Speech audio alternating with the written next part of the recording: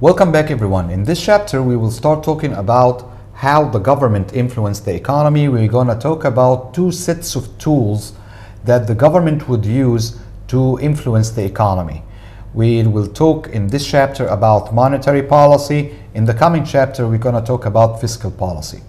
What we are up to, well actually we're going to talk about how to explain how the interest rate price is determined, the effect of the money demand and money supply, and how does both interact to generate the interest rate.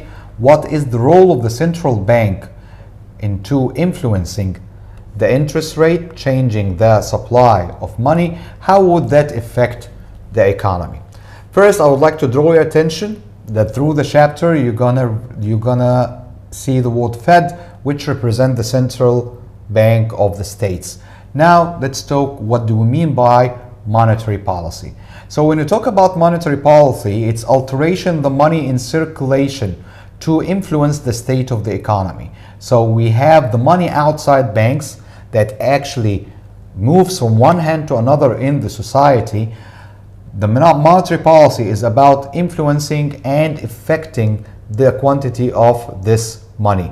For what purpose? Actually to achieve several economic goals. Let's talk about these goals. The first one is to have full employment, to have everyone employed, to keep inflation in check, not in a very high level or negative inflation, to have a sustainable growth that takes place in long run. So this means that we don't make hit and run growth, that we have growth for a short period of time and then we have no ability to growth, while talking about sustainable growth. And finally, maintaining the monetary system, keeping the power of the local currency and the trust in the local currency and the local banking system.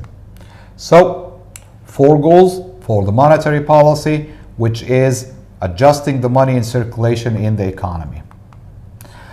So in order to talk about the monetary policy, we have to talk about central bank.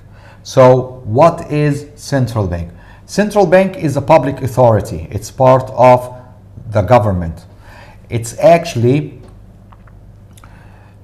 the main purpose of the central bank is to regulate the nation depository institutions and to control the quantity of money in the economy.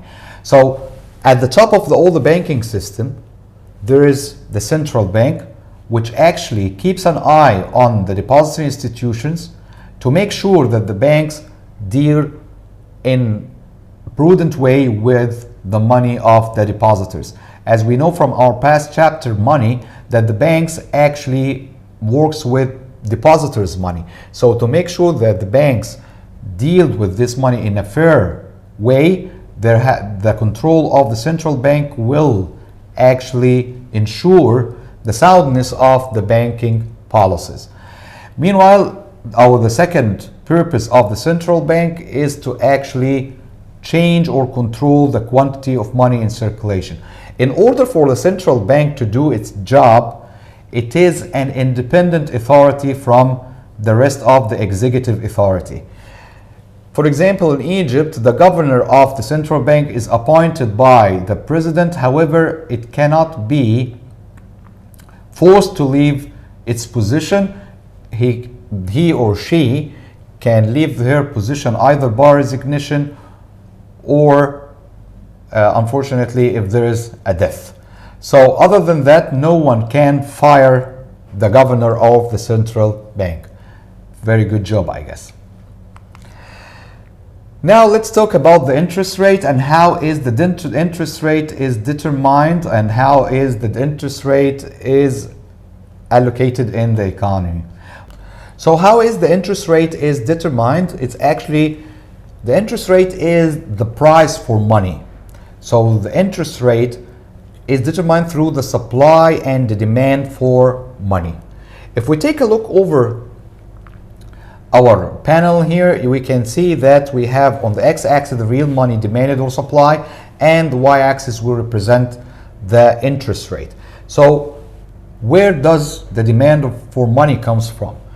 To understand this, we have to understand that demanding the money has a substitute. So your income either to be kept in cash or to be actually allocated to interest-bearing assets.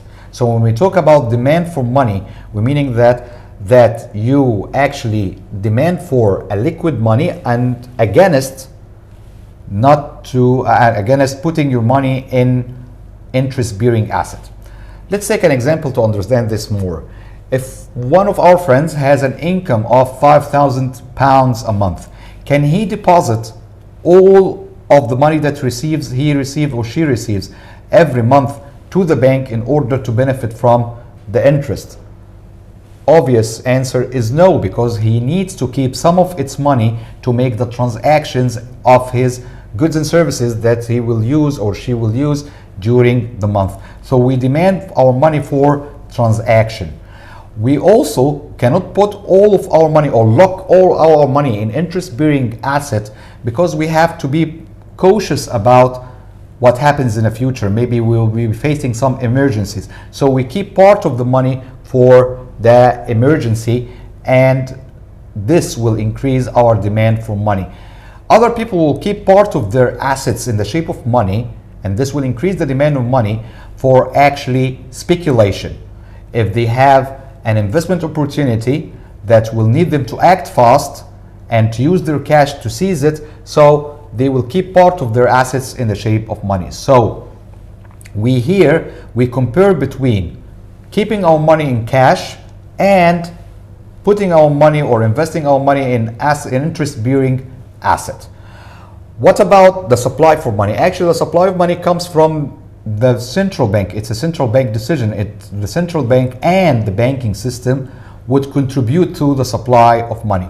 So if we take a look on our panel, we can see that the supply of money is vertical line, which is related to the interest rate, as it is a decision that's made by the central bank and actually influenced by the banking system.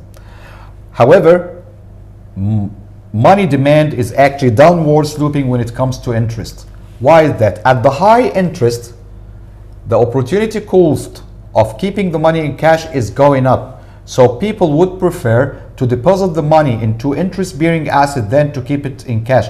However, when the interest rate goes down, people will demand more money and less interest-bearing assets. That explains why the money demand curve is downward sloping.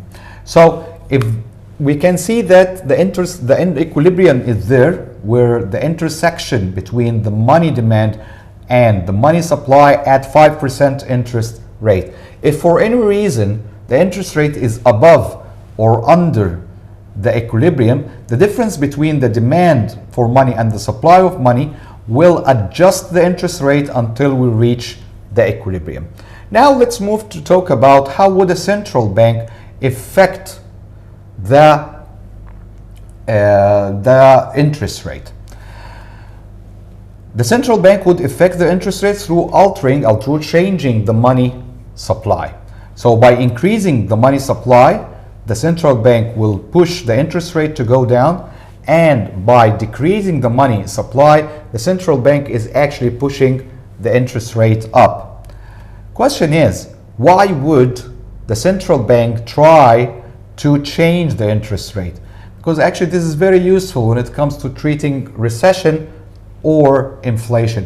When there is a recession in the economy, economic activity is down, no jobs, unemployment is high, so the central bank will try to decrease interest rate. This will influence consumers to buy more goods, take loans over their credit cards maybe, and buy more goods and services, will influence investors to take loans and make investments, and this by the end will actually push the economic activity forward.